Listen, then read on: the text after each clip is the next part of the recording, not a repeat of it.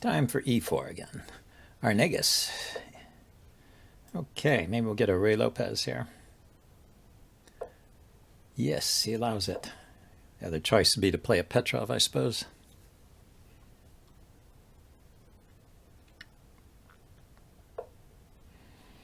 Okay, goes for the old Steinitz defense.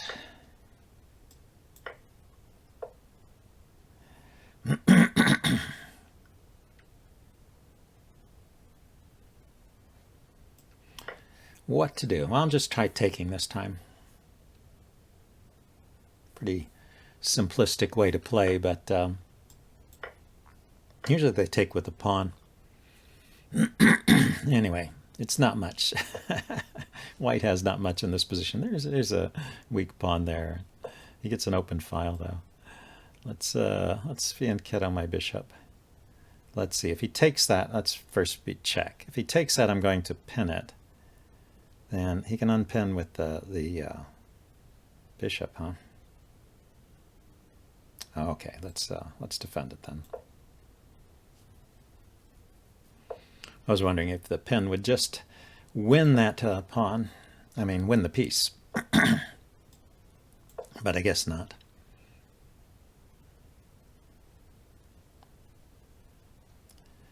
Okay, so is there a way to target c6? Queen f3 maybe. Push the pawn. And take here. It would leave him with a bit of a ragged pawn structure. This little clump of pawns here is really not so bad. What? I'll let him take that back. That's crazy. What? What? What was that? He must have just been waving his mouse around while thinking or something. Or maybe he had click to move turned on and he clicked on that square and put a knight there instead of a pawn. Yeah, so that's a way to limber up those pawns right away. See, if I went queen f3 now, he could take and I take back. That would be okay. It would leave him with these doubled pawns. If I go queen f3 and he pushes, I can't really push because he takes, I take, he keeps taking. There's more stuff there than it seems. So queen f3, he pushes, I could move the knight. Let's try this. A little something different. Queen's on a light square, he's got a dark squared bishop. You know, one advantage of trading some minor pieces early is you get to see what color bishop you have to watch out for. Especially if you get rid of one of the bishops. You just have to worry about the squares of the other color and the skewers and pins along the dark squared diagonal. But if I'm on a light square, I'm pretty safe except from the knight. And his ricks aren't out yet. So he's going to think about this position. I can bring a rook over if he does nothing. So probably he should push. And just try that out, see if it works for him. Yeah, he does. So knight back here.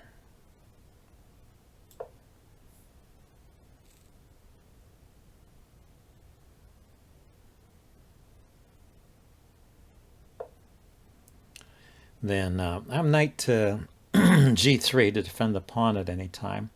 Let's put a rook on the d file, and maybe I can threaten pawn to c3.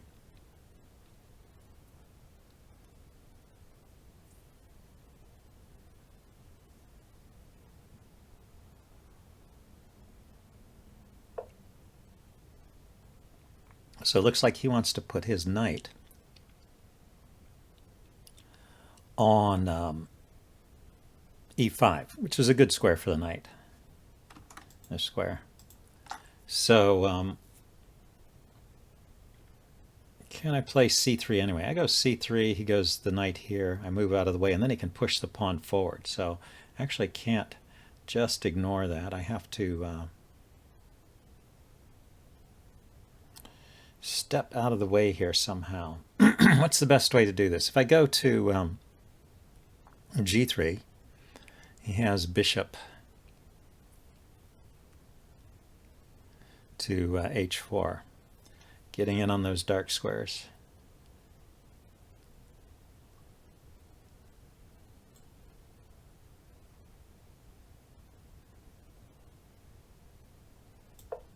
Okay, I'm putting the queen all the way over here.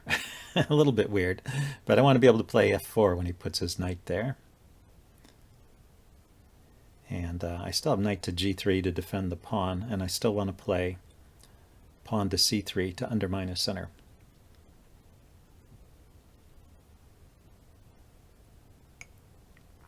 As Chess Explained would say, is a somewhat unnatural looking move.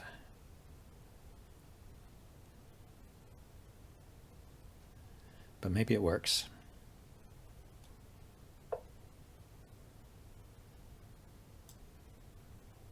I push, he takes, I can take with the knight or the bishop. I push, he takes, or I push and he doesn't do anything. If he pushes, then I'll take. If he does nothing, then I will take. And I can take twice on d4 because we've got knight, bishop, and rook all pointing to it. And I have a potential pin here if the knight moves.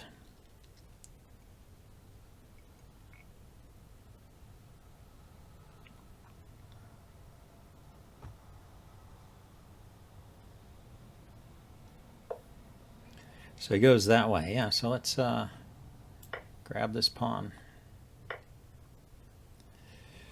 I should take, I guess, with the bishop, because my knight will be pinned against the bishop if I don't.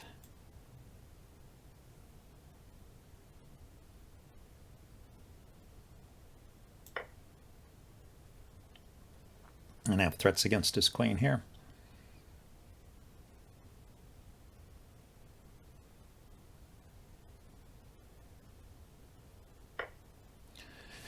So, knight. I think I should take with the knight here. Is that correct?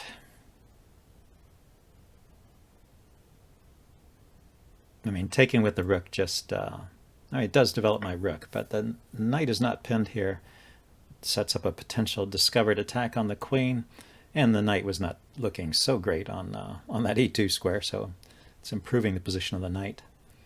And maybe knight to c3 is an interesting square for the knight. Knight to f5. I can put my queen on the dark squares now that his bishop is gone. And his knight is a bit out of play. So knight f5 and queen on the g file. Looks good. So we will start with this. Is there another way to take advantage of that queen move?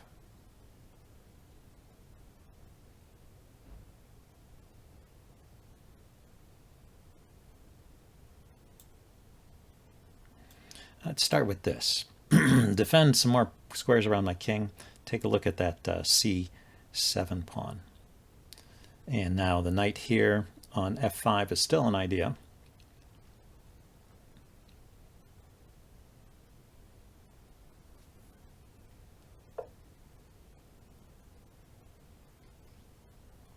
So he's offering a trade of the c7 pawn for the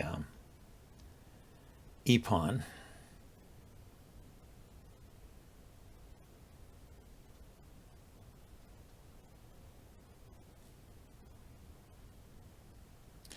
I don't like that idea, actually. I'd rather keep the e-pawn. It would just liberate his pieces a little too much, that trade. It would activate the rook. It would give the knight a square to go to. And my queen would get chased around on c7. So I think it was a bad idea to take that pawn. Unless there's a follow-up I'm not seeing. Okay, so now he's going for some trade. So where to put the knight? The knight could go here.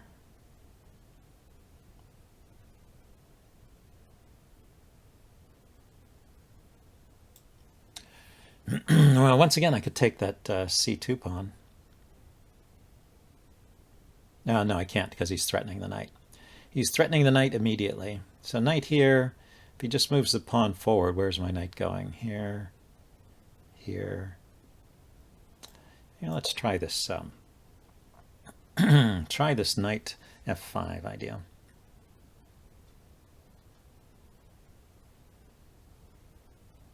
If I could provoke c3 in some way, and then the that would give this square, I mean c6, then that would give the square d6 for the knight. Or maybe now it would be okay to take that pawn. So I don't have to move the knight here, right? Just want to move my king away from the check.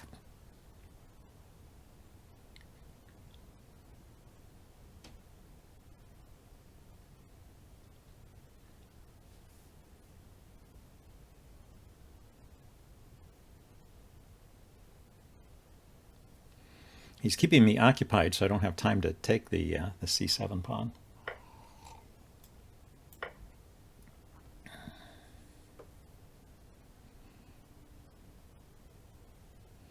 This move here of king to h1 allows my knight to come back to e3 without worrying about it being pinned. And from e3, maybe it could come to g4. There's also h6 to g4, huh? Maybe I should do that. So he's saying he wants the trade. I take, queen takes, and then, let's see, I lift up the pawn here so that I don't get mated on the back rank.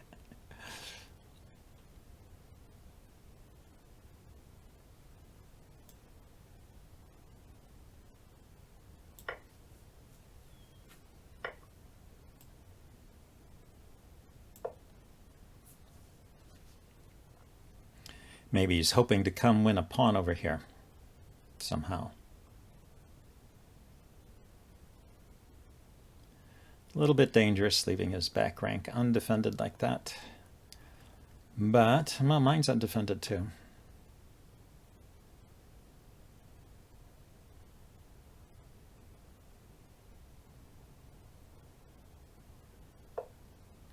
Okay, decides to unpin now. So knight to e3 would cover the cover this checking square.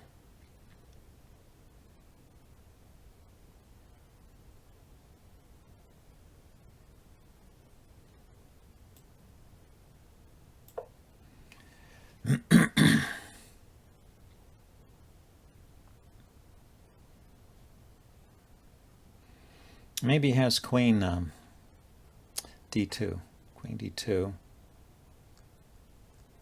What could I do? I could play the fork.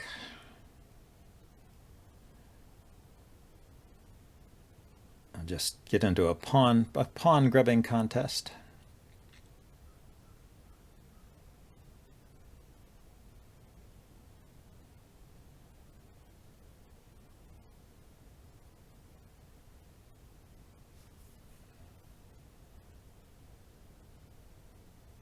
Okay, so knight here, I guess he would take right away, or he could take the queen, allow me to take his knight. Then I would have, oh, I don't have check and take pawn because his queen will be here. I mean, if I go here and he takes the pawn, take the knight, takes back, I have the check. Not so great.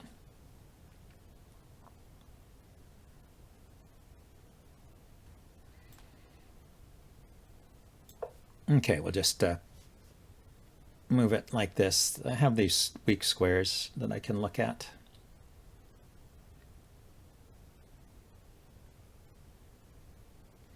On h6 and f6, and I can play queen to queen c7 or queen d5, depending on what he does. e5. Threatening to come in with knight and queen. It's very dangerous having the knight and the queen around your opponent's king. It's what you want. Ah, so he doesn't like that.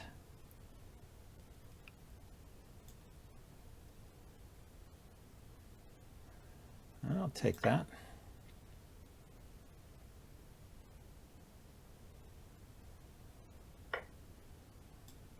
So knight here threatens queen to the back rank. He has checks there along the back rank. Can bring his king up. I can bring my queen forward to defend, or I can take a pawn. I'm also hitting h7.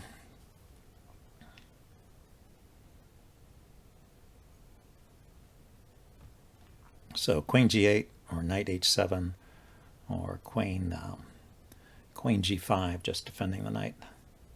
May all be ideas here. Kind of a tense position. I was thinking king up to attack the knight.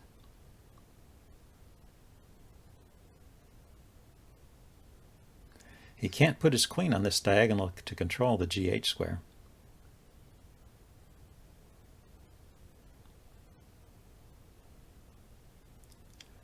Because my knight controls that square and pawn controls that square. Yeah, well, the queen can't even get to that one, but the d5 square critically is controlled by my knight. If he puts his knight there, the check will win the knight.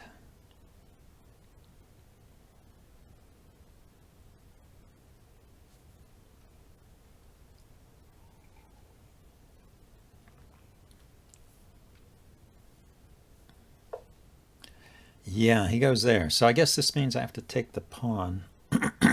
So that's better than anything I can do with the check, right? And just stripping away the pawn cover on the king should pay off in the long run. Maybe I can at least think about running the h-pawn down.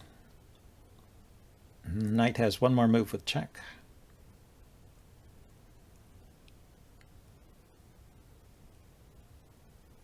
He has checks along the back rank, just here and here. D1 or C1.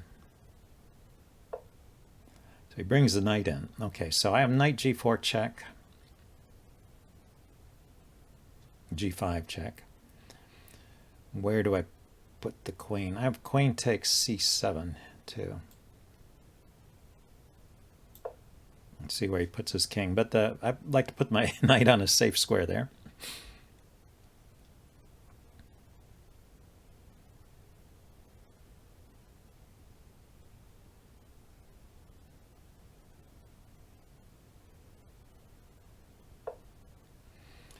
Yeah, so taking here pins the knight. So he won't be able to move the knight momentarily. He has queen checks now. He has the queen check on e1 and taking this pawn. That would be annoying. Can't allow that. Okay, let's make some threats here. Just threaten to push that pawn forward.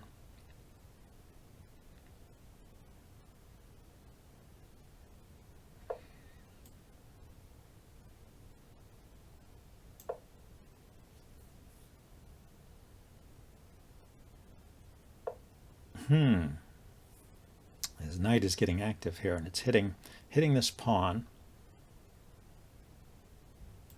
Okay, so if I play here and he takes the pawn, I can check and take the knight.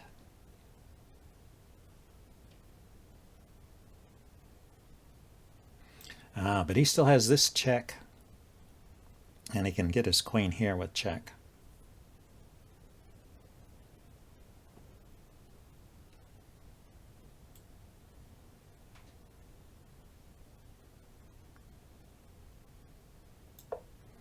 Gotta keep this e1 square covered, it looks like.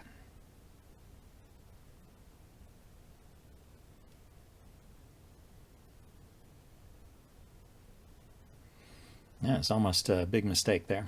It gets tough when you're low on time like this.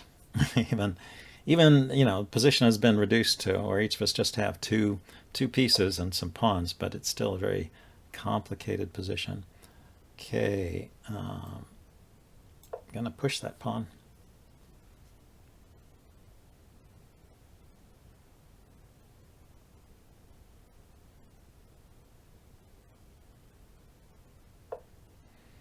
He gives the check. Sets up there. Okay, so he's preparing to defend here. Do I have some immediate breakthrough, like knight here, attacking the pinned knight?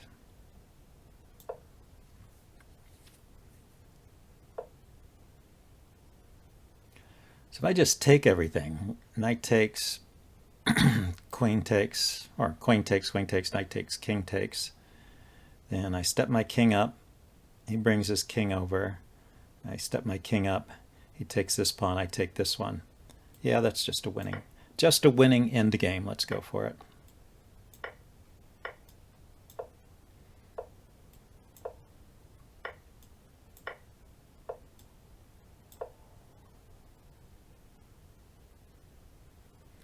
He can resign now. Yeah, he did. Okay, good game. I will upload this and do a postmortem and see you guys later. Bye.